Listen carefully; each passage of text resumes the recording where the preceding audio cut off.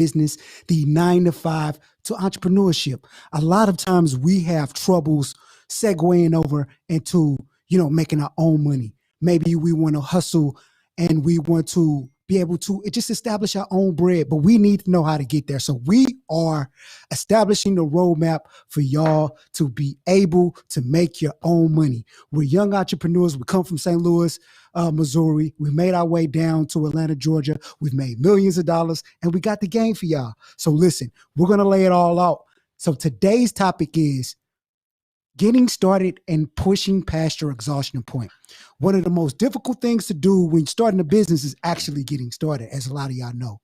You know what I mean? Because who wants to walk away from a job and the benefits and, being scared of not being fed when you don't have the quote unquote man? Very hard. So it's very, very hard. So we're just going to start on the topic. And first thing first is I want Coby, look, us coming from the environment that we come from, right? Uh-huh. How did you get started? Like, you know what I mean? What are some of the things that helped you get started personally? Because, we work together. We've been knowing, and for a little background story, me and Coby have been knowing each other since 5th grade. We've been, I would say, intellectually competitive since 5th grade. He's one of the smartest dudes that I know. And it was just a no-brainer that when we came up that we were both going to be successful. So, but Coby, our paths have been very different, even though we've done a lot of business together, we've ventured off and did our own businesses. What are some of the things that you could give to the audience to kind of let them know, like, how did you get past your exhaustion point, or when you had an idea, when you were just dead tired and you didn't think it was going to work, or like, give us some jewelry. Well, like working past being tired is something that you're going to have to do. Yeah. Because especially when you thinking to me, first off, is way more exhausted than actually doing stuff. Okay. All right. So, when it comes to like creativity, it takes a whole lot to get those creative juices flowing. When you're trying to create something, like that's the difference between, the job and you starting your own thing. All right. So boom, let me cut you off real quick. Right. So let's paint this real life scenario for these people. Right. I got a job. Right. Mm-hmm. I got a family, because most people have families, right? Or they just hustle. Let's just make it a blanket, like a blank slate. I got an idea. I got a phone. I got a laptop, or just some kind of form of computer. Right. Where do I get started? It just depends on what you're trying to do, though. I mean that's like, that's a wide range of ways to get started. Because like me and how I got started in entrepreneurship was different. I tried a lot of businesses that didn't work. Like I tried car lots. I tried a construction company. I tried what I seen first, mostly. Yeah. So mostly what I did was just what I seen. You try to sell drugs if you see people sell drugs. You try to do music because everybody's doing music. You try those things and you try and you want to make them work. But life changes and everything. It kind of make it be one of those things where like, okay, I did the car lot. I didn't realize I didn't have enough money to keep going. You know what I'm saying? So a lot of the times it ain't even running out of exhaustion. It's just running out of you exhausted from the point of just running out of ideas and running out of trying to figure out what it is you should be doing. Then it's like entrepreneurship, back to work. Entrepreneurship, back to work. And isn't it crazy? Like, so did you think a lot like how I did? Like I was like trying to start a business, but I was just trying to like so focus on like not missing.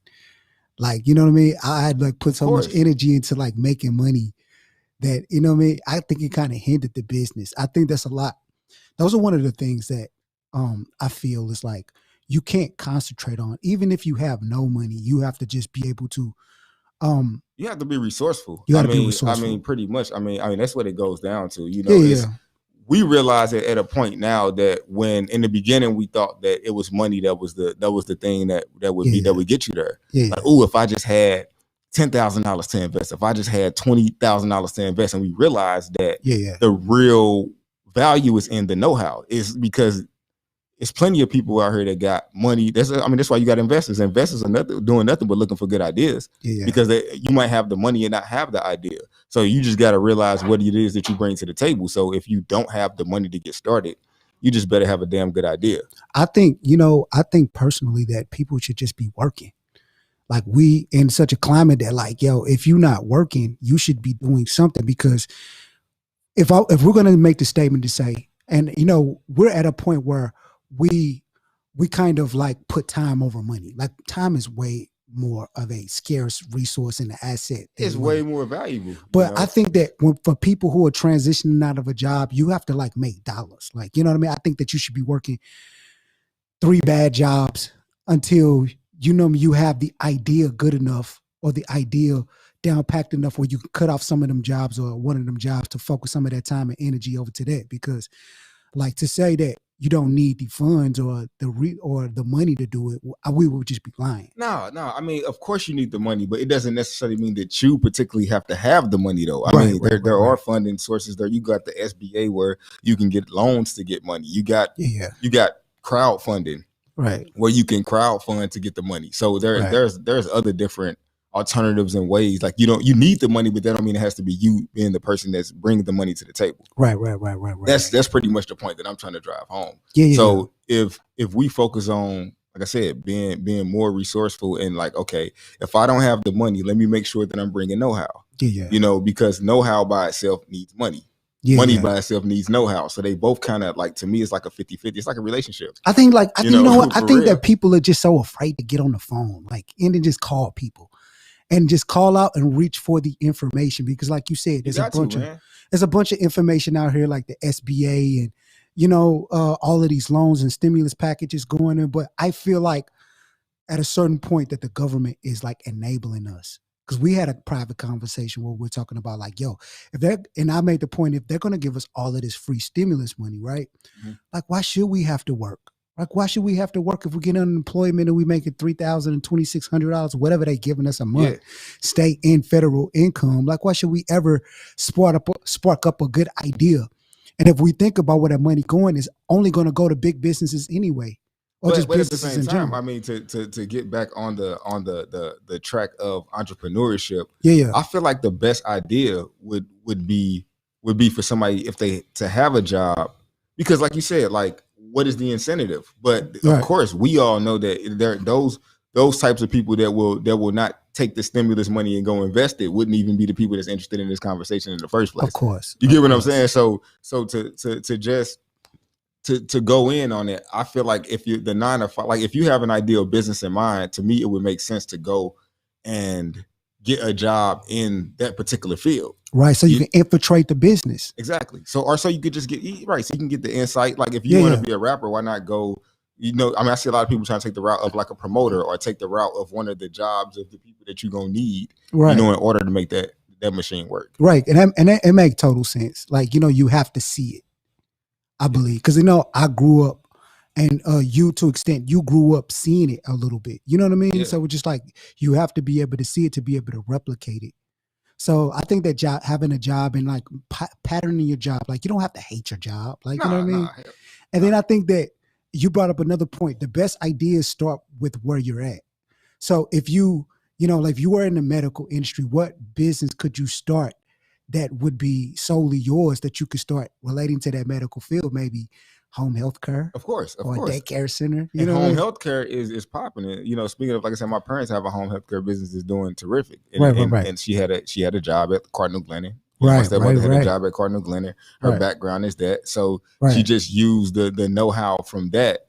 It didn't require a whole lot of money. It took her studying, and already knowing healthcare terms gave her the advantage on doing that business. That's why I feel like that was the best business they ever did, because they used past experiences to do that. Because if you want to, what's going to make you more confident in order to do this, it's going to be the knowledge that you already have. So start with what you know already. Oh yeah.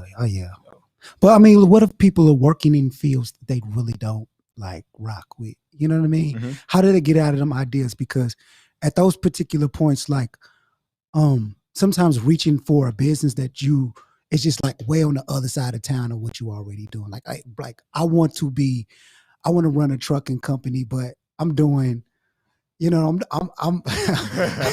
like, I'm doing something I'm not doing nowhere near anything in trucking. You know what I mean? So we're just like, how do I connect the dots, or either just, you know what I mean? Because do people have the time? Like, you know what I mean? So it's just like, where do you find the time, and like, how do you get the distractions out of the way? Because man, like, it's like having these phones are like a gift and a curse at the same time. But having anything is a gift and a curse. I mean, there's a good side and bad side to anything. So that's where the discipline is going to come in. At like we was talking about earlier, success is habits. You know, so it takes a certain mindset. It takes a certain activity through the day. You know, what is your 24-hour day look like? You know, that would kind of determine, you know, whether you would be successful. It's kind of like, okay, if we're going to do this podcast, if we're going to build, if we're going to build something, we're going to have to do it all the time. We're going to have to put a lot of work into it, as everybody can see that watched the last one when we was first just trying to get jumping off. It looks completely different now because we realize, okay, we need a little bit better audio. We need more spacing. We need this. So you have to be a person that thinks and that can be flexible and adjustable. Right. Given the situation. So if your job, like, so it's like, I don't want to like sugarcoat it. Like, if you are not going to put 4 hours a day after you get off your 9 to 5 into building your business, if you're not willing to do that, just get out the game. You know, because I don't really want to keep trying to push this thing where, like, okay, we got to be nice about talking about it. Like, it takes hard work. I mean, you know, and we can't really just, you know, get away from that and, you know, and get around it. Yeah.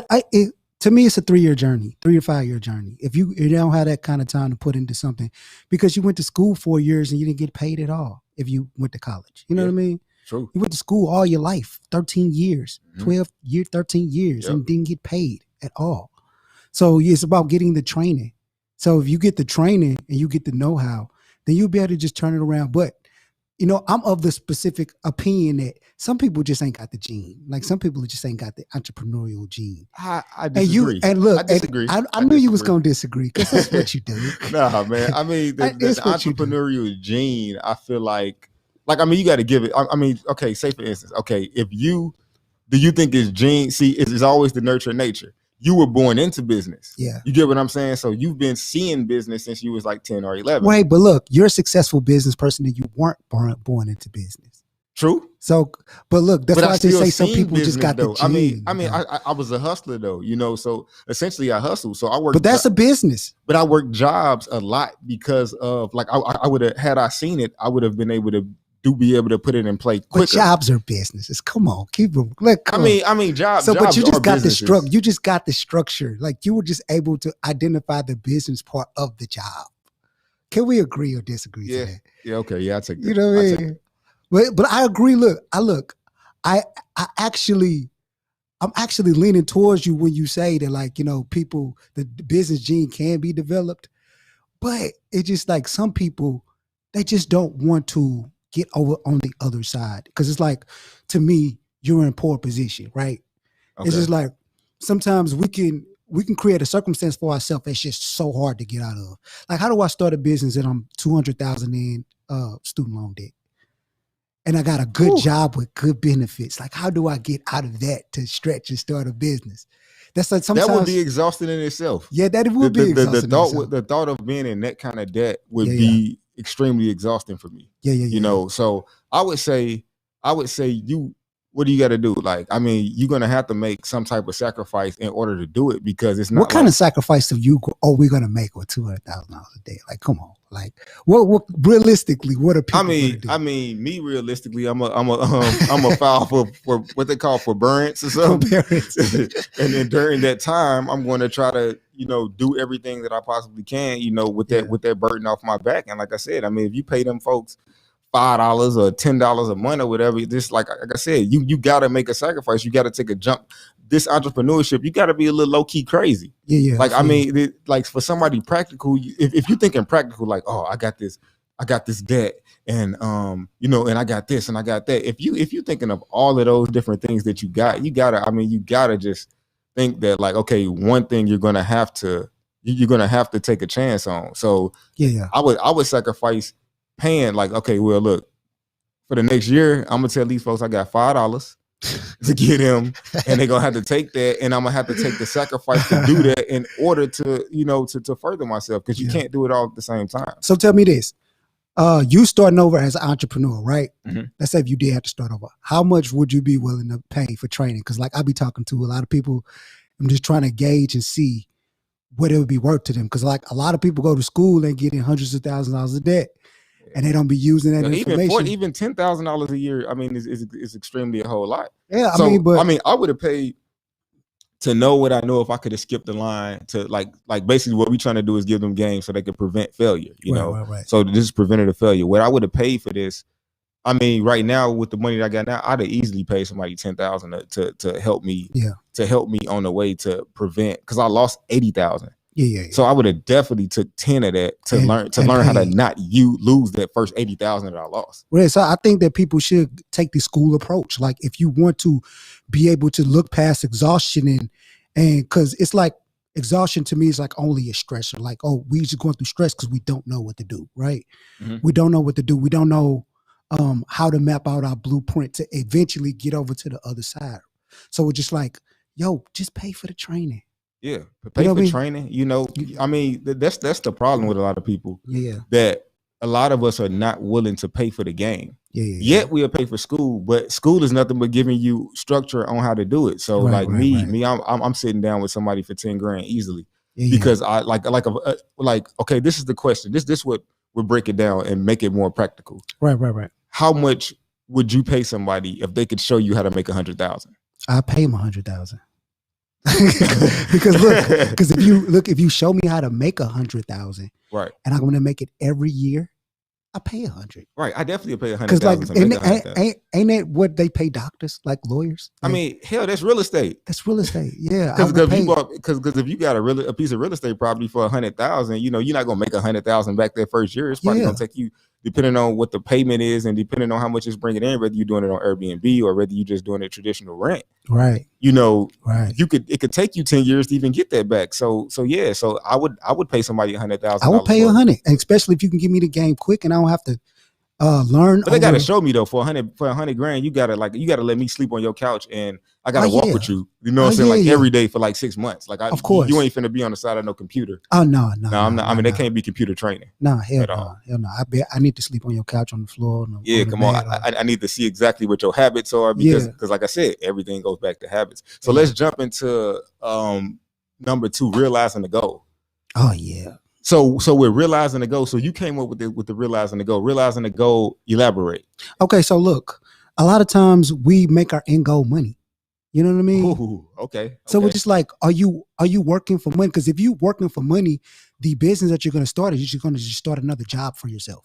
And you're going to be exhausted. And you're going to be exhausted. And it's going to be very hard to work past exhaustion or to stay dedicated to something when you're only doing it for money, because when you get tired and you feel like giving up, you have nothing else clawed in. You don't have enough into it, the passion, anything into it to keep going. So yeah, I mean, but okay, so look at it like this: like we live in such a consumer society that they telling us to consume all the time. Get more of this, buy more of that.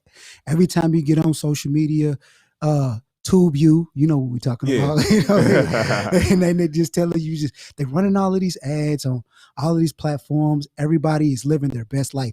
One thing that I don't like about social media is that it presents the best side of the story. Yeah. Oh yeah, definitely. You know what I mean? Like they're not gonna tell you, oh yeah, you can spend $150 in ads and not sell one product or not, or it not get the reach that you think is gonna reach. Yeah, but even when people post, like you're posting your best moments, the best part of the day when you're feeling the best and at your highest moments. Like, so we have to be able to look at our phones and compete with that.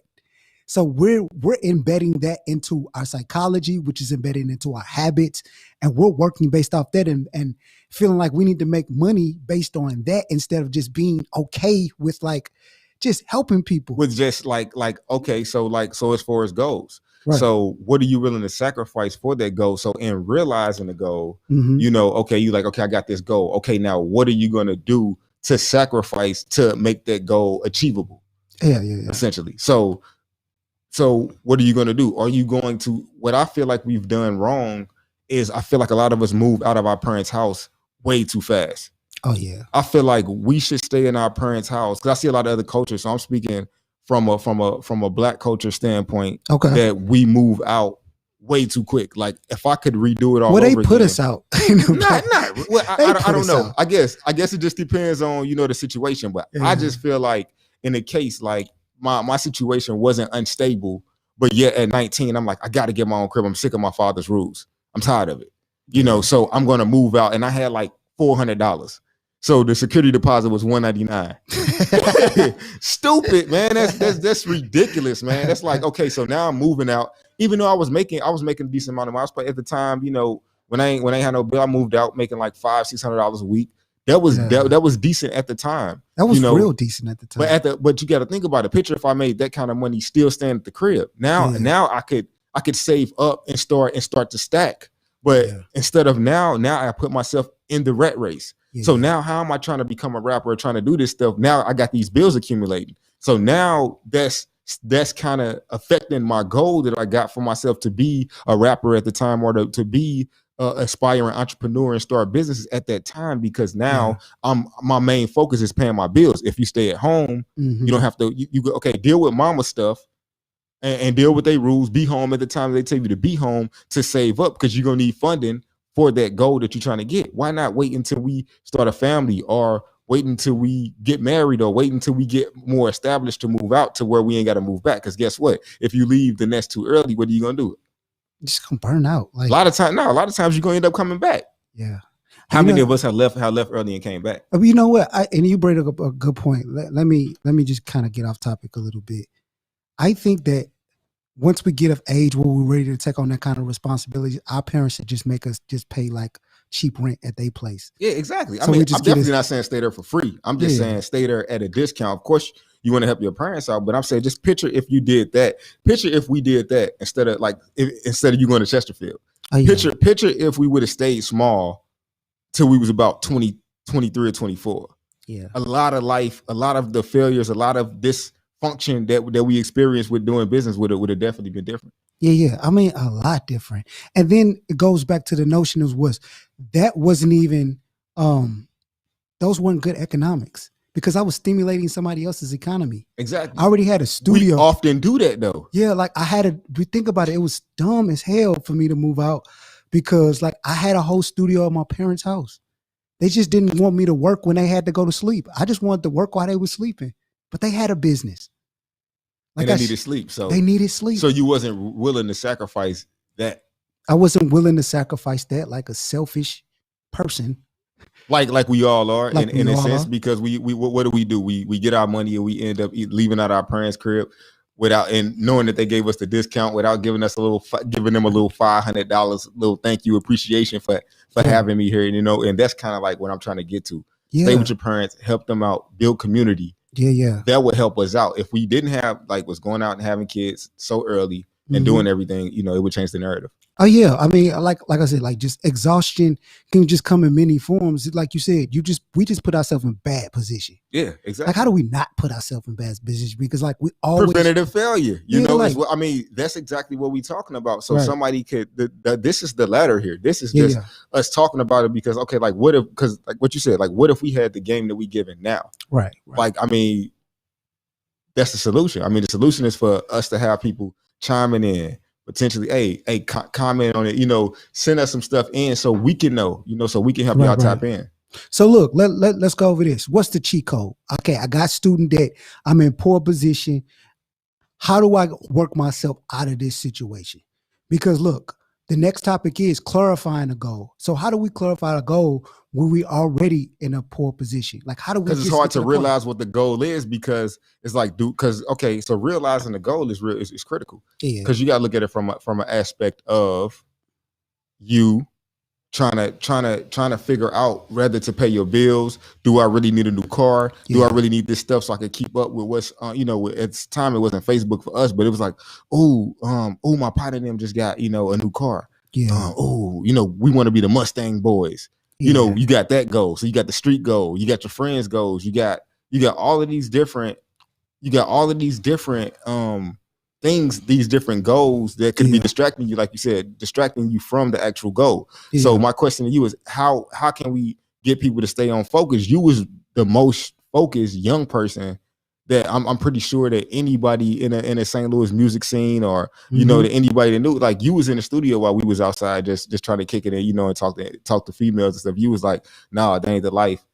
I'm finna dial in. Right, but at the end of the day, you got to get with people who already have that kind of focus intensity, because as soon as you came around, you got super focused. And then it's set. So would it be environment? So you said basically just find you the environment, or either try to create the environment. Yeah, but them people hard to get around. Yeah. You know what I mean? Just to be quite honest, like, you know, especially you don't want no kind of like any kind of energy around you. Like, nah. I don't want to, like, you have to pay it forward. We paid it forward. Yeah. You know what I mean? Like, we spent a lot of nights learning a lot of information it wasn't sexy. Mm-hmm. You know, getting up at 3 o'clock in the morning and answering calls and answering emails, knowing that we literally eat what we kill.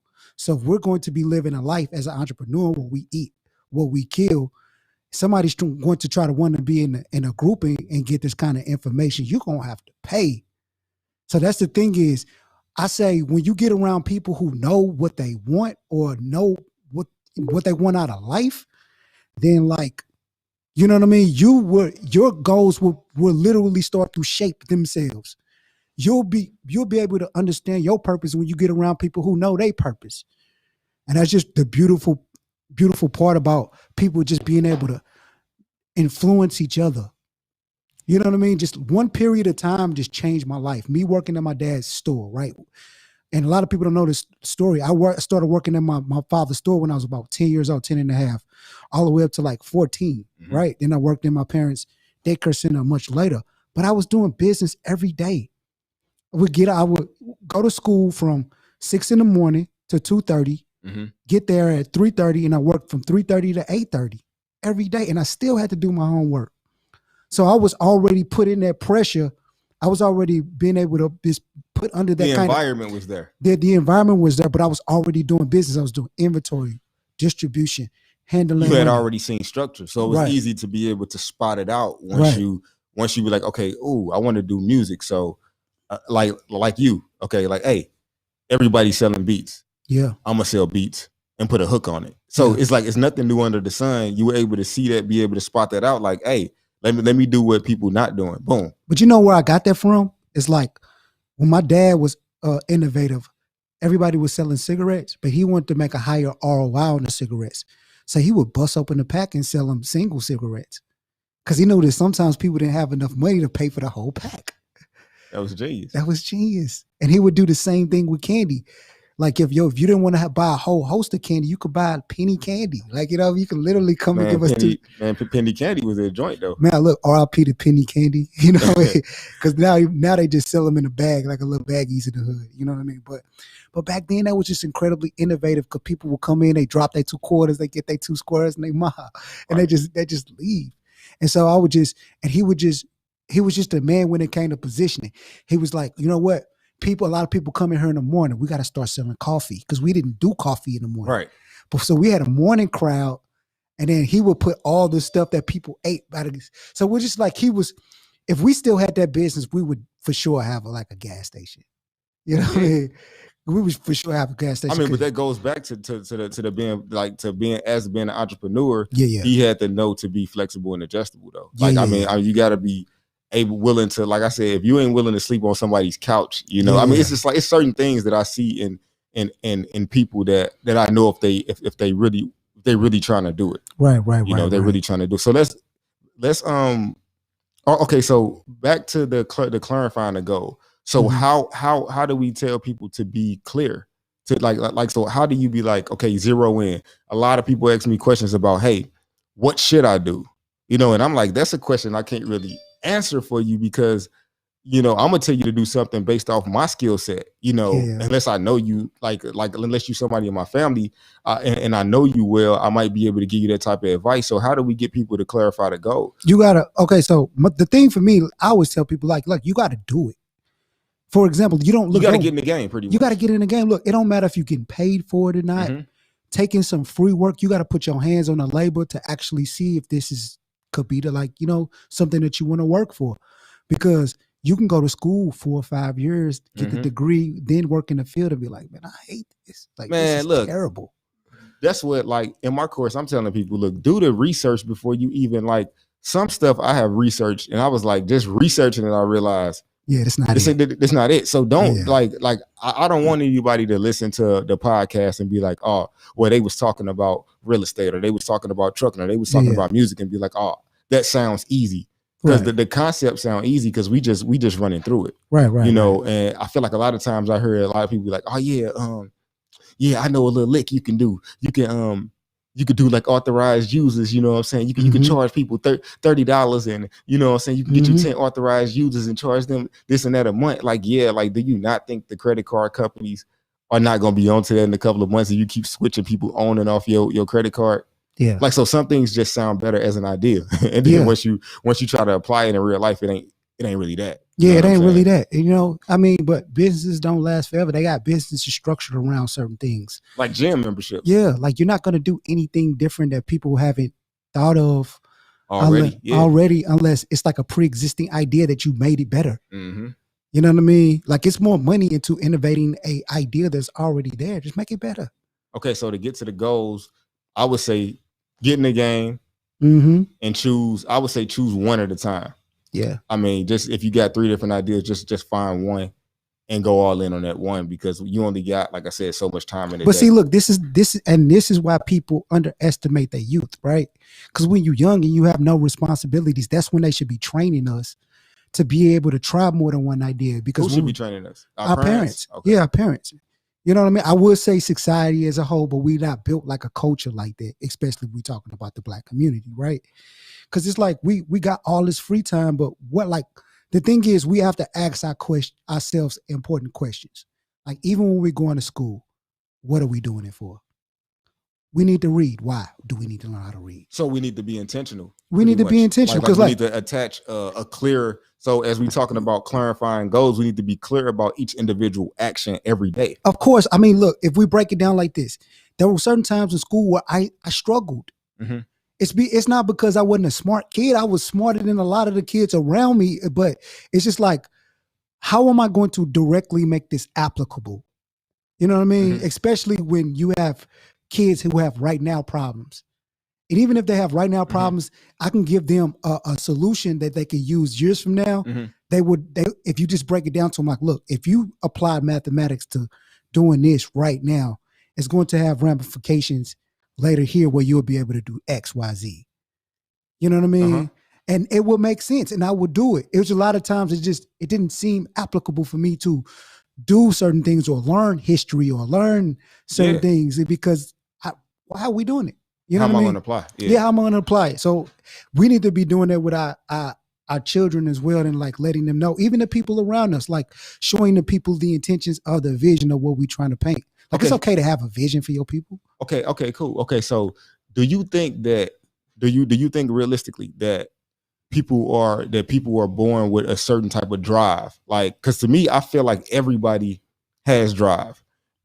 I feel like everybody just choose where they want to put their drive at. Do you agree or disagree? I agree, but I'm going to disagree with you. Only because it's like, yeah, you may have the potential to have the drive, but contingent on the pain point or certain things being motivating factors, you'll never use that drive because, like I said, there's certain things that could just nullify all of that drive. Like I said, these stimulus packages, if they let us all starve, we'll figure it out. Certain people will figure it out. A lot of people won't make it. But is it better to let us starve and figure it out, or just pacify some of the people, or keep stimulating us? So what is a stimulated economy going to look like? Especially if it's long term and they're giving us $2,600 a month.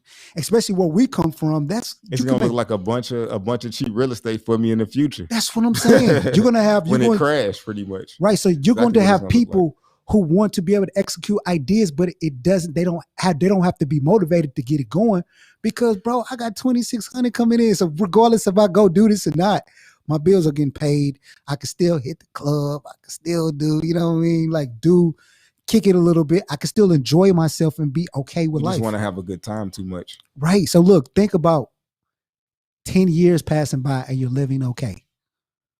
Like, why should you ever have the drive? Like, I think that me and you made it when we had to push ourselves to the point where we had to make it. I mean, I feel like you only gonna do what you feel like you must do. Yeah. And I feel like I wanted to, like, I'm too much of a controlling person to not be in control of something. Yeah. You know what I'm saying? So I feel like that's what drives me. It's not really the money itself. It's more of just being able to be like, okay, this is my house and I I run it. This is my building, and I do this. This is my Right. car.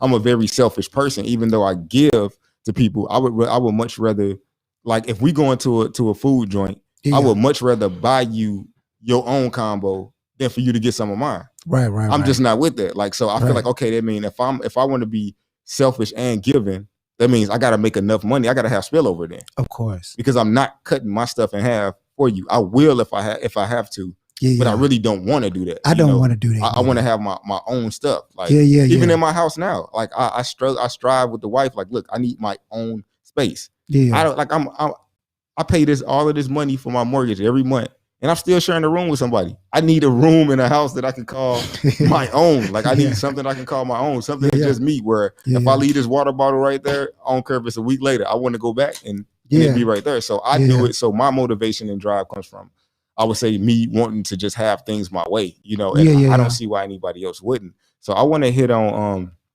this other topic where we saying we got on here when to work for money and when to work for passion. When do you think you should work for money, and when do you think you should work for passion? You should always work for money. Like, come on. I mean, I'm saying, like, when should it be first? Jeez. Again, that go. You know what? I think that man. I mean, I'm just saying, like, look, okay, if you already got money, I could give the politically correct answer and say, when you already got bread, you should work for your passion. Yada yada yada yada. But only reason that I'm gonna diss that idea and be totally realistic is because a lot of times you had to learn so much and get through so much to learn how to get the money that it's like, even when you're working for passion, your passion becomes helping people. You know what I mean? Of course. Because like the biggest businesses, we could diss the Jeff Bezos and the Mark Zuckerbergs of the world, but they help a lot of people.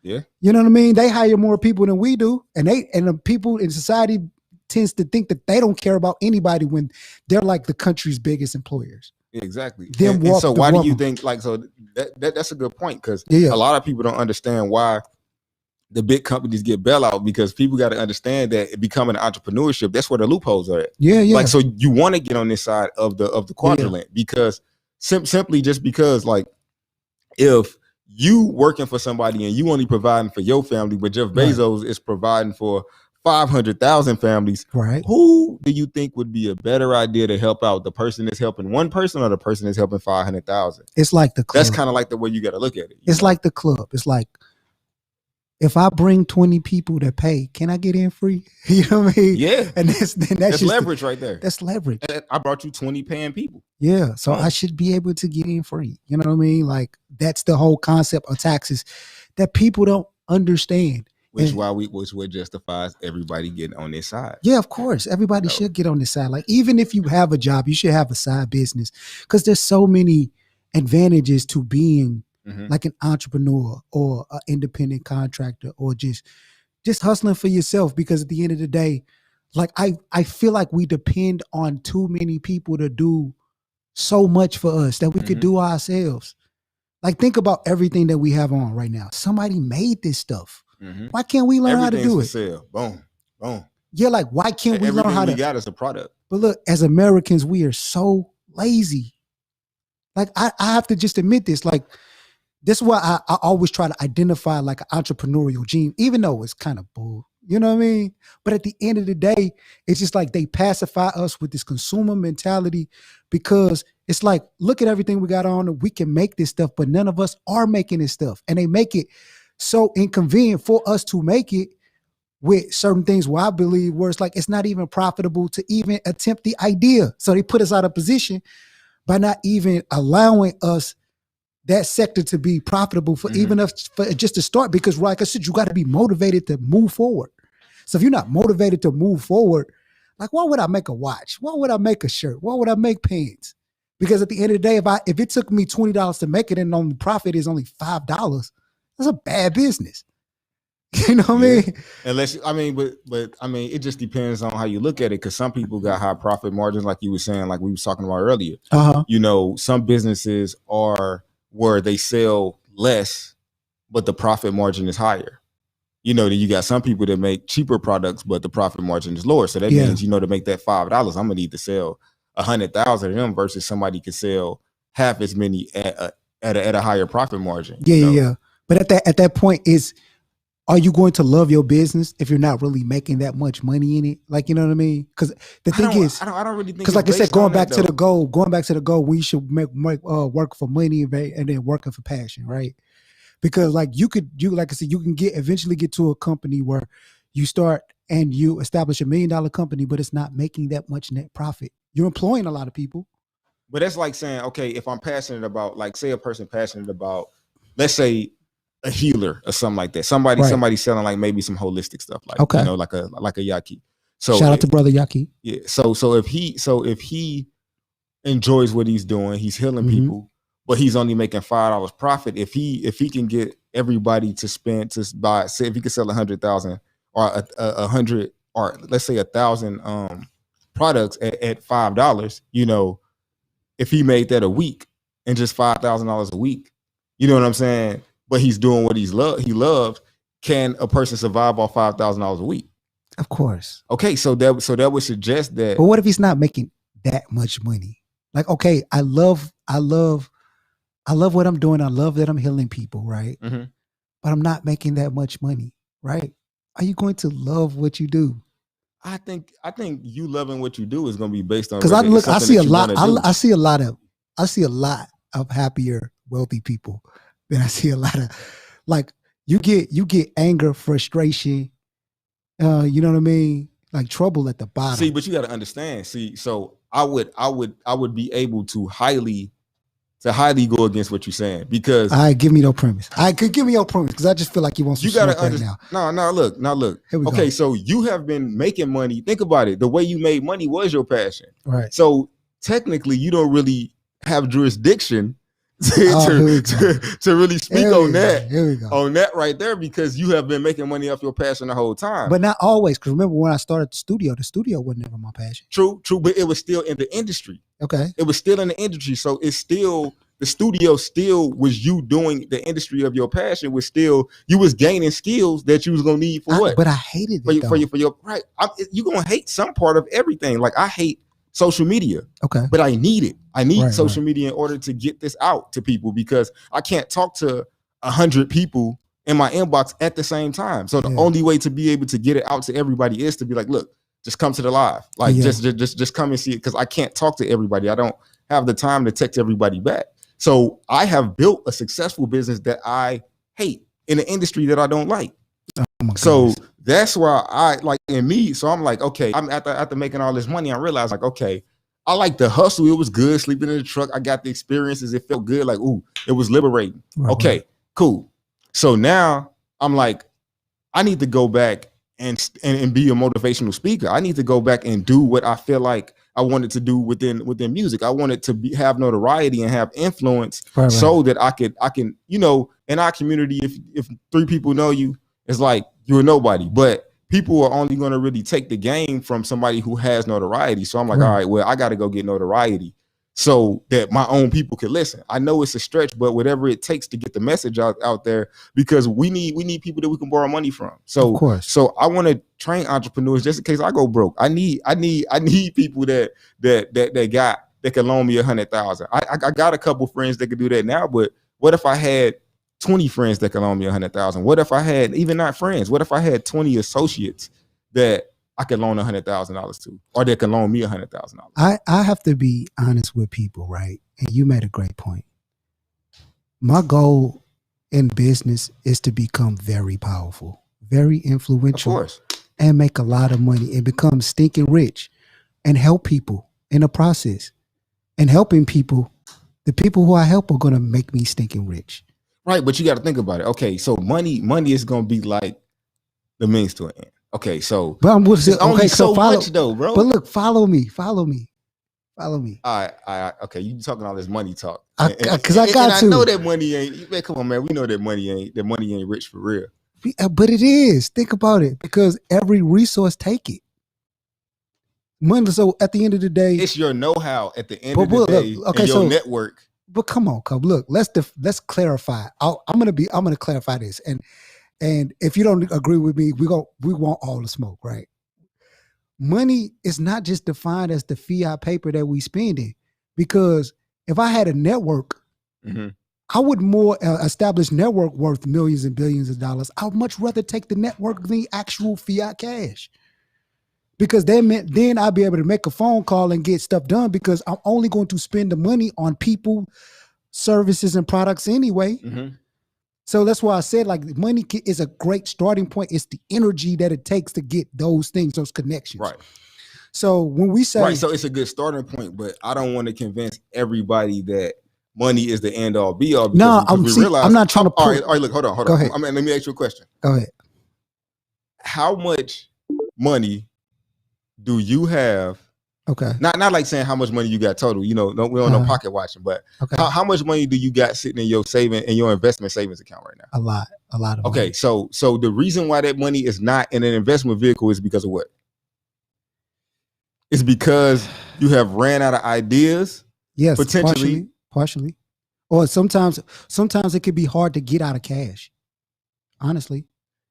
I'm just saying it from a standpoint, like if anybody ever been in a position where you had the money but didn't have the idea of what to do with it. Of course. Because if we had the know-how, you wouldn't get that $10,000 tax check and blow it. Of course. So that's why I'm saying know-how is more important, because if you get the money without the know-how, what you gonna do with it?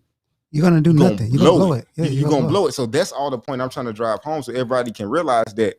Even you taught me this. The skills is the most important thing. Yeah, most definitely. So we got my boy finna come on, my boy Ray from he's an entrepreneur. I've been knowing him for a while. Right. And we met at Amazon. We was both doing trucking, but he's now got 2 car lots popping off. I'm gonna bring him in because I want y'all to see, and I want to get his point of view on how he transitioned from his job to entrepreneurship and kind of the struggles that he's facing right now. All right, y'all, give me a second. Let me bring him in. My boy what's going on, man? What up? I see you there. All right now. Yeah. I'm in the new office, man. They finally finished remodeling everything, getting ready for the grand opening in a few weeks. So I was up here, man, enjoying the streaming so far, man. I got some good topics. For sure. So I brought you on here to kind of, because today the series is 9 to 5 entrepreneur, and I know a lot of us, a whole lot of us, kind of, we was working at these jobs. Yeah. And we was trying to figure out how to transition. So tell us about how you transition from your job into entrepreneurship, and kind of like walk them through me meeting you at the truck, and then the story how that happened and how you got to being a big boss with the cars. And I want that white and blue Camaro. Okay, I sold it yesterday. Yeah. So basically, I was a correctional officer for the state, and I was there about 2.5 years. I worked there twice. But I was a correctional officer working, putting in a lot of overtime, a lot of hours. I was still cutting hair at the barbershop on my off days, just hustling. I knew I wanted to, be an entrepreneur. I just didn't know how to get in the game and what business to go into. My dad had he was running his personal vehicle, doing advanced auto parts. Delivering it to different events, and I used to help him out every now and then on weekends and things like that. So the guy ended up calling him, telling him about box truck opportunities, and my dad was calling him, and trying to see when they have something open. But one day, he called, was like, "Hey, we got an opening for the box truck." So my dad, I was originally gonna work for my dad. My dad had already found trucks and everything, but when we got the daily amount, my dad, he wanted to help me get away from the prison. He was like, "Look, this amount per day here is not enough for him to make money and me make what I need to live." He said, "I'm gonna let you take this first route, and then the second route come, then I get in." So at that moment, I called out of work that morning. I took a title that I had to a car, paid off. I pawned the title, got 5,000. I took my taxes. I had 4,000 or 5,000. I was at 9. So then I turned around and I went to Atlanta to find a truck. I borrowed the other 5 from my parents. Got more. Went to Atlanta, bought a truck, started work the next night. I never went back to my job. I didn't get to put in the notice. I didn't know how it was gonna work out. I was already $14,000 in before I even knew Put if your the back. job was gonna work out. You put your back to the wall, and you just had to make it work. I did, and then when I used um my retirement from my job. As soon as the next week, I paid my dad back. I used that money to get all my insurance, everything I needed, and to cover my fuel and everything until I start for the checks to start rolling in. It was a big gamble, but it was like he said, you got to be kind of crazy to do it because everybody looking at me like everybody at the prison was like, you left, you don't know how, they were shocked. I mean, everybody was talking like, because I didn't put in a notice or nothing. I went from working probably 70 hours a week, Oh, and all of a sudden I'm gone. Like I didn't even. So I started Amazon. Then I met Coby. He got his truck, and then one day we just exchanged numbers and got to talking one night. I knew, he was about his business. We was doing the same thing. He was in his truck. He just started, and we just started networking. And I'll find out something, be like, "Hey, Coby, you heard about this? Hey, this." He'll call me, "Hey, you heard about this?" And we just pretty much exchanged information all the way, and helped each other out because without Coby and the knowledge that he had, I couldn't have made it where I made it because I needed things and resources that he already knew by being in Atlanta. So it just kind of like the first route I took, I drove for myself for the first year. I didn't hire anybody. I remember being sick, going to work. I was scared about losing my route because, like I said, my back was against the wall. I yeah. Yeah. I couldn't fail. I So had a you took a lot family. of Yeah. so did you or did you not take a lot of work in trucking to survive? But Oh yeah. knowing that it didn't really pay good, but you had to do it because I had to. because you Right. had already gave up your good benefits and everything already. Right. Right. So, I had so to. fast forward, Ray, and tell them how you segued from trucking to where you at now, and why you left trucking alone to do what you're doing now. Okay. Basically, as I grew, I ended up getting, I had 3 FedEx routes and like 5 Amazon routes. FedEx, ended up cutting the contract and deciding to deliver for themselves. I already had, heard that it was coming, so I kind of started preparing myself. Kind of like Coby said, even though I made money in trucking, I had 11 employees, I hated it. You know what I'm saying? I hated it. So, We all do businesses that like we don't like, and then eventually get to something like we go through that experimental phase. yeah, Like, yeah. yeah, go ahead, Ray. So yeah, it was hard for me, but because of the fact that I just didn't have the passion for it. I learned how to do it and knew how to do it well, and I started, we learning, but it was just something that I just didn't feel at the end of the day that was my passion. So I just started. I linked up with a friend of mine, and he already had a business. We was like, hey, let's start. Start getting some cars and do the car lot. And I was like, cool. So I just kind of started dibbling and dabbling as I was doing the trucking as well, and then try to grow it from there. Okay, so I got another question for you real quick. So hmm so how long have you been messing with the cars? I got the dealer license 2019 of February. So you about almost 2 years in. Yes. So where are you at with it now? Because like how fast it took off for you. I mean, I'm excited. Yeah. Yeah. Man, learning experience. Buying cars and then you end up taking losses. I remember taking $5,000 loss here, $5,000. But see, what helped me was I was trying to grind so hard in trucking so I can put money into here that I didn't need to pay my bills. Right. So it's like I wanted to do it, so I refused to give up. It's kind of like with the business, just like trucking. I learned as I kept going. I learned, but I had to pay for that learning by just making mistakes. Okay. You know, So I think it's cool to know that like even in business, my premise is, as long as I can sleep on somebody's couch, if everything go to zero, I'm cool. Like I could always go, even almost at 40, like, you know, 30 something, like we can go back to the crib and sleep on my Duke's couch or something. And then just start I mean, if it this all process. fails, If you it know? all fails, Right, you know what I mean? right. So through the process, would you say that trucking wasn't like a failure, but it just wasn't really, you know, from the system that you was working out of, it just wasn't worth the time in comparison to what you could do with the car lot. Right. Now, what I did learn is the car lot ended up being a bigger investment.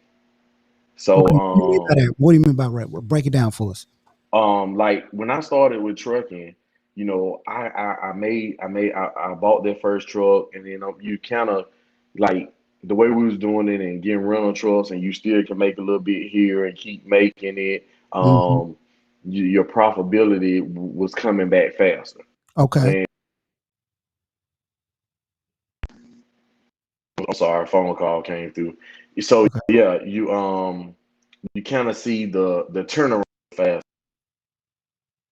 Um, I with the cars is a little bit different. You know, before you even can get a dealer license, you know, you got to have a building, you got to have a sign, you got to have insurance, you got to have everything before they even give you a license. So we literally had a building that we was paying rent for, and we didn't have maybe but one car to sell. So it was like very invested. Yeah, it was like invested. Yeah. Yeah, so it was just like had to keep at it. You know, going.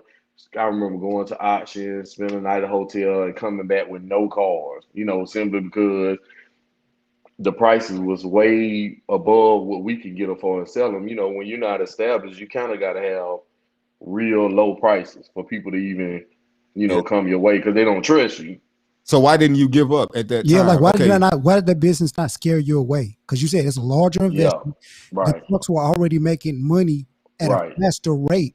right, So, to a lot of people, they will call you crazy. Like, yo, like, you're gonna go into this business is less profitable. You got to have more of this. You're going out here, you buying cars, and you're not that profitable, and people don't trust you. Like, how do you get over that hump? Call Houston, tell them to stop calling me back and forth. Yeah, so I pretty much it's just I believe in the putting in the work and giving things adequate enough time to grow. So I just knew it wasn't Would gonna you say be that like patience was the top thing though? I mean, so how important was it to be patient? oh man, big. You know, like I said, I start we still like this, man. But I bought him out probably about 7 to 8 months ago. You know, it was just the work that had to be. He got a real good sense of business, so it's like the amount of time and the work that really had to go in this. He didn't really have the time, but I didn't want to give up. You know what I'm saying? Even though I'm sitting here seeing it fail, but it's like I'm the type of person to believe if it's ever been done, I can do it. Right. That's just the faith that I put in myself. I'll be like, you know, I know if somebody say, oh, this failed, I just feel like, let me try it. I want to put my effort into it, give it my all and give it time to see what it's going to do. Because sometimes you can get out of something too early. Yeah. Ooh, man, you spent some gems on there, man. Oh, yeah. Yeah, man, we appreciate you, man, for coming on here, man. You know, I'm going to catch up with you very, very soon. You know, I got to come down there to Alabama, you know what I'm saying? So I was like, make sure that the next part that I want, that I see you posting online, Yes, it don't sir. So, Ray, give them Yes. your information, where they can find you, where they can find your business. Just give them all of your contact information. All right. Ray Morton on Facebook. The business is 5 Star, the number 5. Auto sales, Wetumpka, Alabama. If you Google it, it'll pop up the website, direction, everything. 5 Star Auto Sales on Facebook as well. Um, pretty much, I think that's it. All right, man. Thanks for the time, man. Man, you know, I appreciate your time. I see you in there making boss moves. Like, hey, how them folks stop calling me right now? You know what I'm saying? So, hey, man, knowing where we come from, man, I swear, man, it make me, hey, cold sweats, dog. Cold sweats, man. I'll be I hungry, appreciate though, man. y'all. Thanks for coming on. I enjoyed it. Thank you. All right, peace, brother. All right. That was dope. You know, one thing that I kind of realized is like entrepreneurs, a lot of us have like similar stories. Oh yeah, crazy. Crazy. Like we all nuts. So I think if that's the thing that we have to help people develop, like we would have to teach people how to be crazy. I mean, people be thinking crazy, they just be scared of crazy though. You know? Why do you think that is? It's like, why? I mean, because it's like, I mean, I feel like the way for me to adjust being crazy, I simply think about this. Okay. I simply think like this, bro. I feel like if the position I'm in, that I feel like, okay, see at the post office, I said, okay, if I take a risk on this job, can I get back to this job? Yeah. Can I get back to something like this? So if I feel like I'm in a position that I could easily get back to, I feel like it's not really a risk. I'm just going, I'm jumping out there and trying something, but I know that my worst case scenario, that if trucking didn't work, I was just going to go be back at the post office. You know what I'm saying? Right. How hard was it to get in the post office the first time? Fill out an application, do an interview, back in. How hard would it be for me with my experience to get back into that position? So, I mean, so that's the thing I like for people to think about. Like, if you just got a job, I mean, I'm the type of person, I had like 40 different jobs. You know what I'm saying? So for me, I can get a job. So I don't know if that's the case for everybody, but I'm a hustler. So I feel like I can make anything work. Right. You know, so I feel like if you're not afraid, if you feel like Daryl said, you can't be afraid of sleeping back on the couch or losing everything, because like I said, you would never get anywhere if you are afraid of losing everything. Like I said, the bigger the risk, the bigger the reward. I think our next podcast is going to be, you know, about taking chances. You know what I mean? Because it's like at the end of the day, like teaching people, and we could be very specific about when to take a chance. You know what I mean?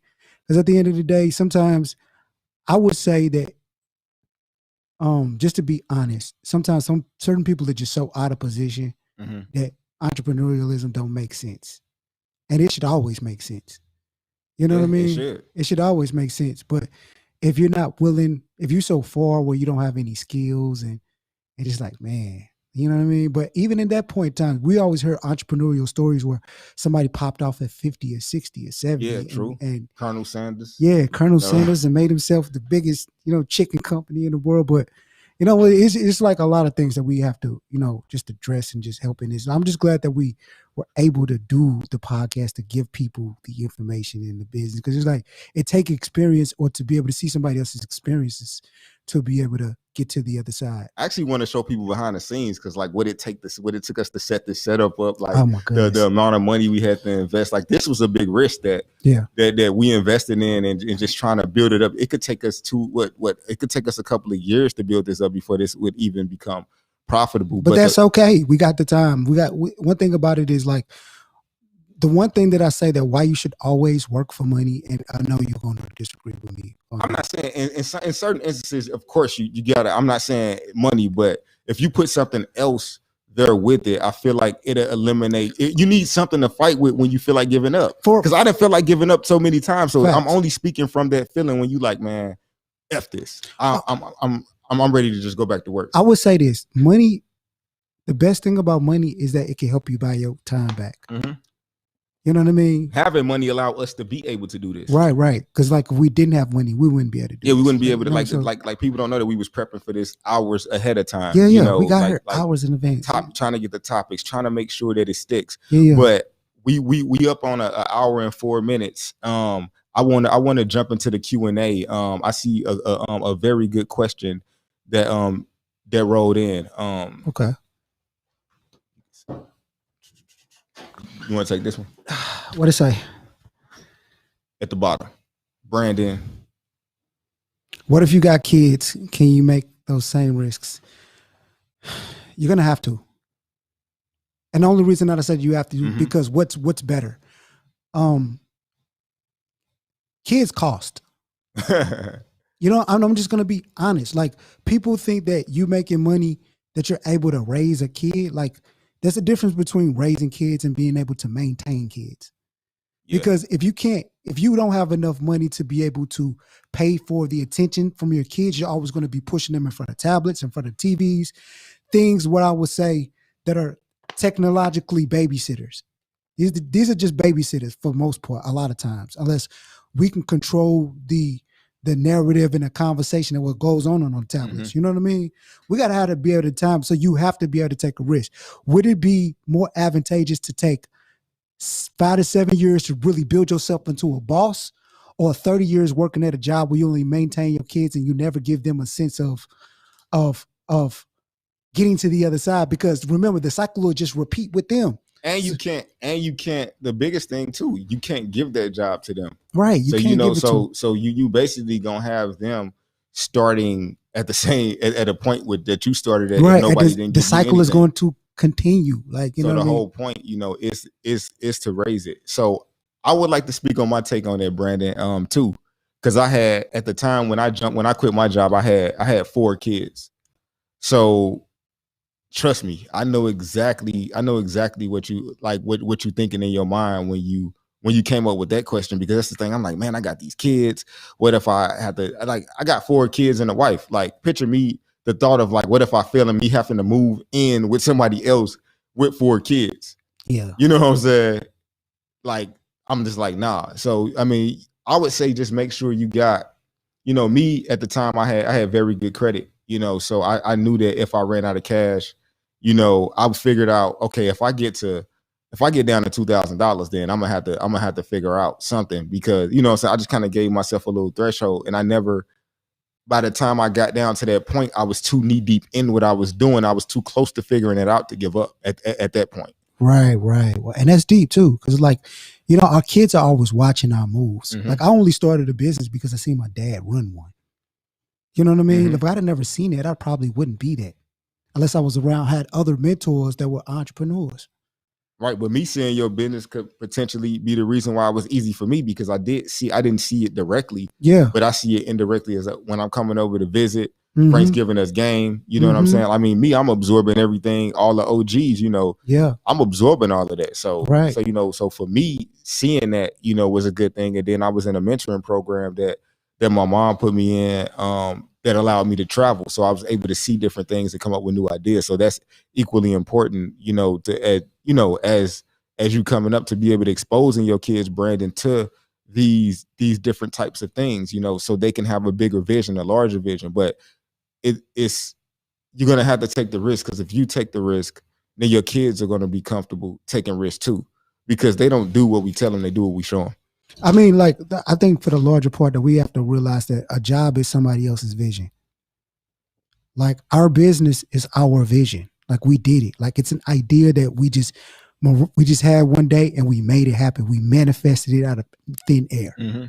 So, and I think you respect yourself a lot more when you're in control of the money. It's empowering. Yeah. I mean, it makes you feel, I wouldn't say more of a man, because I don't feel like a person with a job is less of a man. Right. But when you control the narrative, like say you got a job and you working as hard as you could work, but the job tops out at $20 an hour. Yeah. So like, I just can't get with anything that I can see a ceiling. Like, picture you developing yourself, you getting better for these people, but they saying like, okay, once you get to 5 years, even though you're going to be the most experienced, you're going to be at the top of your experience, the top of your game, they're going to top you out at that point. Yeah.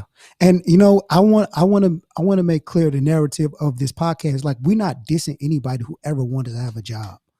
Like, we always need, no, I had this 40 country, of them, so. Yeah, this country was built by people who just worked, put their hands in the mud and built this country. What we're for is we want people to progress past it eventually. Mm-hmm. We don't even care if it's small. Like, what the ramifications will have if you own 10% of a business and you still have a job. Yeah. That could be life-changing to your family.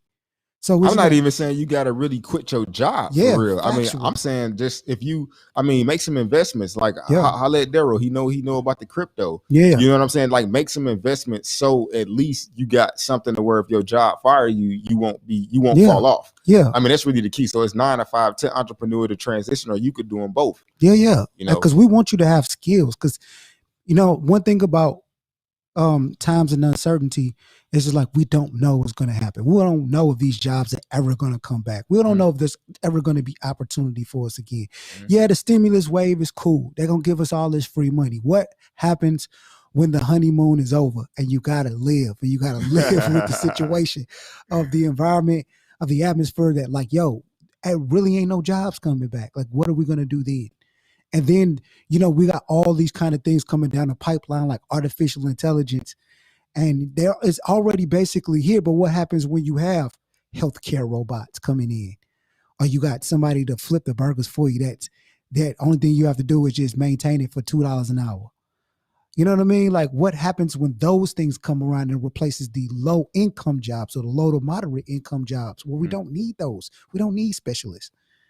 You know what I mean? Interesting. When artificial intelligence begins to make beats for us and write songs for us. Because artificial intelligence is already going to be taking over warehouse jobs. You see the grocery stores. I mean, you see they got self-checkout. We actually falling right into it, which is the sad thing about it is, like, we checking ourselves out at the store. Yeah. And we comfortable with doing that. And we comfortable.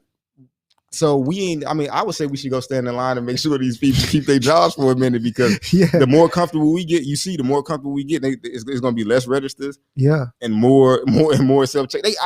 I went to a gas station with self-checkout. A gas station with 2 self-checkout things. I said, man, they finna get rid of them attendants, man. So, what are we going to do? Like, we don't have no skills. Like, if people have no skills. So what is the thing? So, like I said, you making money at that job, you're gonna have to get some know-how. We have to do things that gets rid of the sentiment of people not having the initiative to have the drive. Because, like, look, I only believe that it's an entrepreneurial gene is because they pacify us with all of this free money and opportunity. Not opportunity, but free money. Like, this welfare mentality. Like, if they got rid of that, and it's maybe because of everybody, because the fear is like, and this is what I want people to know. The fear is, we know what the true fear is. The true fear is if everybody start thinking for themselves and really became entrepreneurs, it would be scary. Yeah. You know what I'm saying? It would be scary, because then who gonna work for you? Who gonna work for the owners? I think that people would still be working with each other. Exactly. I'm just saying they think it's like, okay, who's gonna go work? Who's gonna work for the government if everybody? You know what I'm saying? They trying to protect their own backs. Yeah. They don't want everybody to become an entrepreneur, because then everybody gonna be getting the tax cuts that we getting. You know, think about it. There's people that make $100,000 a year. They paying more taxes than what we paying on $1 million. You know what I'm saying? Straight up. So of course. So they don't want everybody to be doing it, because then who gonna pay taxes? Of course, nobody. Because the business is not paying taxes. I want to jump into this question. I see Mike Sutton on my live. I'll make sure you check your the live to make sure we hitting all these questions, because I really want to. Okay, so I'm just trying to figure out how to pull it up on here, so I might just have to look on just pull up your I got my Facebook up, but I don't see the questions. Live. Well, okay, Mike, cool. Yeah, I see it. All right, so Mike said, can you explain? And y'all, this is like we on like 7 different spots right now, like 7 different pages and stuff. So don't, we just our first time doing it like this. We trying to figure it out. So Mike Sutton says, can you explain what does it take, like an amount of money to start looking in investment or owning your own business? I'm interested in investing or making my money work for itself. You want to take that one? Okay, so he's just talking about just making gains of business, like versus having a business, or both. Like basically, like how much money to be an investor or own a business. Okay, the thing is, we have to look at it like this. What are you doing business for? A lot of people do business to make money, right? But that ain't the necessary, because we've done enough businesses where we like genuinely want to help people. Yeah. So it's like, do you want to help people to make money, help people, and in exchange make money for helping people? Or do you just want to make gains? Because if you strictly want to make gains, you don't need a business. You could just become an investor. Because a lot of times, a lot of business owners want to transition into being investors. Like, that's where we headed. Exactly. I mean, because they're free up, because investors got the most time. Like, you know what I mean? Like, investors got the most freedom. They got the most freedom. We're just trying to get y'all over, like, to segue into business ownership, and then you will start to see the light. It's kind of like baby steps. I mean, because look, to be honest, my first business was a job. Like, you know what I mean? Like, I created a job for myself. Yeah, pretty much. You know what I mean? Like, that's where it started. And to be honest, like, it was a pretty terrible job. Like, you know what I mean? Like, I was doing what I love to do, but after doing it so much, you want to not be closed in and not be personified as that. Like, you know what I mean? Like, I can do more than this. You know what I mean? You got ideas, and your ideas can't stretch that far because people know you for that. But like, if you have bread and you want to invest money, like, a business might not necessarily be the first thing that you, unless you have a specific skill right off the bat that can make bread. Like, I knew that I could sing and write. but I knew that I had a business background to make it make sense. Yes, sir. So there would be low overhead. But you know what I mean? Even so that's a good point though. Yeah. For Mike, like low overhead. So Yeah. so Mike, like the hit on that question that you got, like it's not really a set amount of money I would say that it would take to start a business or start investing. I would say at least put 10% of your earnings into investing if you want to get like a practical way of doing it. Okay, so investing in what? 10%? Map it out for us. What are we putting 10%? Okay, so let's say I mean, we talking to, I mean, I know some people make 100,000 a year, 50,000. So let's do 100,000 for easier math. So if you took 10% of 100,000 of your earnings, and that would be 10,000 a year. Yeah. So you have to, you know, find what your money could buy. You know, what your money can flip to. Like, say for instance, and from a business standpoint, you got a lot of businesses, like you said, that could, like you had low overhead. You could start a cleaning company. Like I said, very, very low. Always go to cleaning companies because cleaning companies, you can start it for $250. There is also another video I'm about to make about starting a moving company. Like there are labor only moving companies where you don't have to have really any money.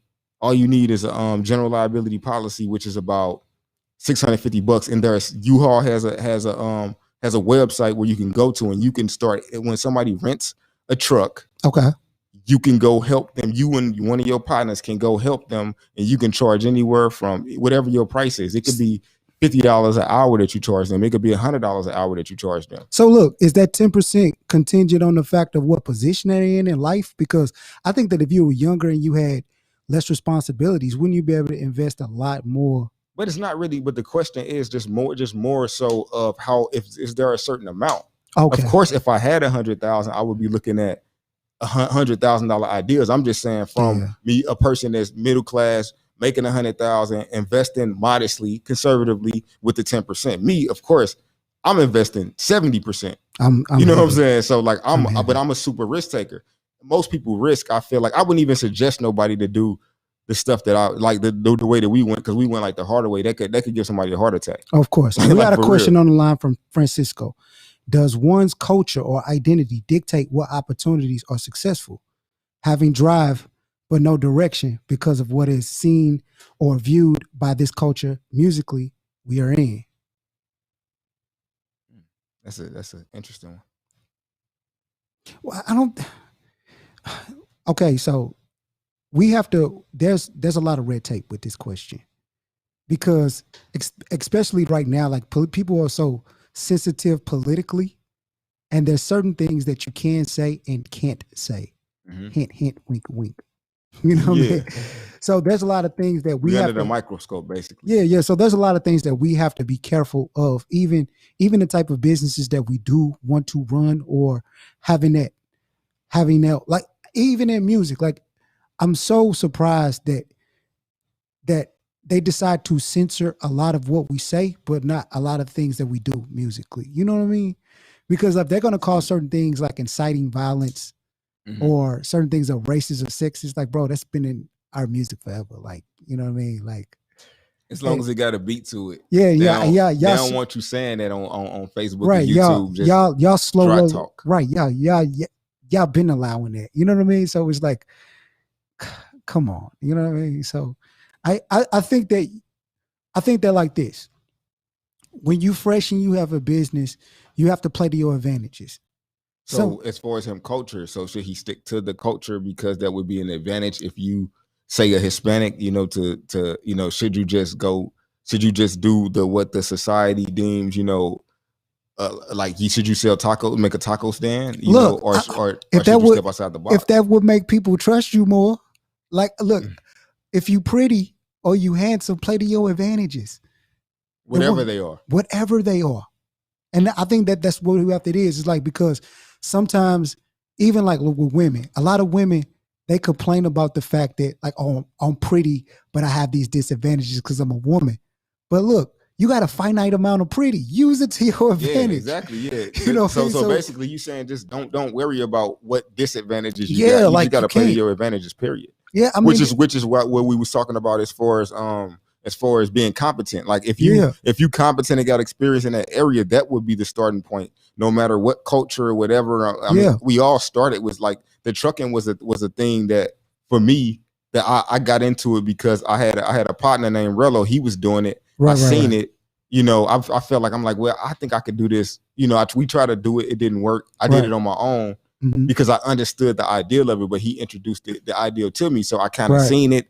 I felt like I was competent enough to do it. And that's what made me jump. I only jumped because I felt like I had the I would say with the ammunition. Tenacity. I had the ammunition to fight with it. It's kind of like going to war. Like, okay, business is war. It's definitely war. So if I feel like, okay, I know how to drive this truck, I have to know how to do that. You know, I know how to stay up for long hours. You know what I'm saying? And I got a little money. Okay, cool. Check off 1, 2, 3, boom. So I could do, if I could do all those those three things, and I'm competent. You know. Yeah. I mean, if you want me to go for it. Oh yeah, you know what? And a lot of times, well, go. You can get to it if you have another question. It's just so many things that I'm thinking about right now. So if we have another dope question, just pull it down the pipeline. So what's up, y'all? Anybody else got any more questions coming in? I'm trying to flip through Facebook, YouTube, and all the different spots. You know, also I want to let people know that businesses are for lazy people too. Like businesses are perfect for lazy people because it's like the inventor of the remote was genius. Like he was a person sitting on the couch and was tired of getting up and switching channel and came up with an idea. So business is what? So basically, if to solve this, to end it, to wrap this conversation up, we're going to say that business is solving problems. Of course. So find a problem to solve it. You know, find a problem to solve, you know, and you will be in business for as long as you could be a problem solver. So good problem solvers make good business people. We're running into an hour and a half, so we're gonna have to cut it a little short. Cut it short. So we got businesses. So look, yo, this has been Life is Business, the podcast with Coby and Darrow. We're trying to help you guys transition to that other side, right? You guys have jobs. Some of you guys don't have jobs. We're in a very particular economy where things are slow. We want to help y'all get skills. So if we can give them a gem for me and Coby, right? I would say just work, even if it don't make sense right now. Sometimes the stuff that don't make sense is the right decision. Right. You just gotta almost all the time. You know, a lot of times people complain about going 1,000 miles in the wrong direction. Well, you moving. You know what I mean? And a lot of times because you can't figure out what's wrong until you start moving. Right. So you know what I mean? Until you figure out you've been going in the wrong direction 1,000 miles, then you'll know how to auto-correct yourself. So I just want you guys to keep working. Coby, you got a gem for them. Well, I mean, I think we summed it all up, you know. Yeah. My thing, of course, focus. And like I said, stick to what your advantages and what you already know how to do. Right. Do stuff that you feel like you're competent in already. Like start there. Right. That would be my thing. Don't go out looking for something new. Crypto, if you don't know, and all this stuff. You can go try something, but just think about all stuff in your mind that you already know how to do. You might already know how to sew. You might already know how to, paint clothes, or not paint clothes, paint shoes. I see a lot of different businesses that people are just like making custom shoes. I mean, you can make money off doing anything. So start with anything, but mostly with something that you're competent in. Life is a lot of things, but life is business. This is the podcast with Coby and Darrow. Till next time. All right, y'all. Peace.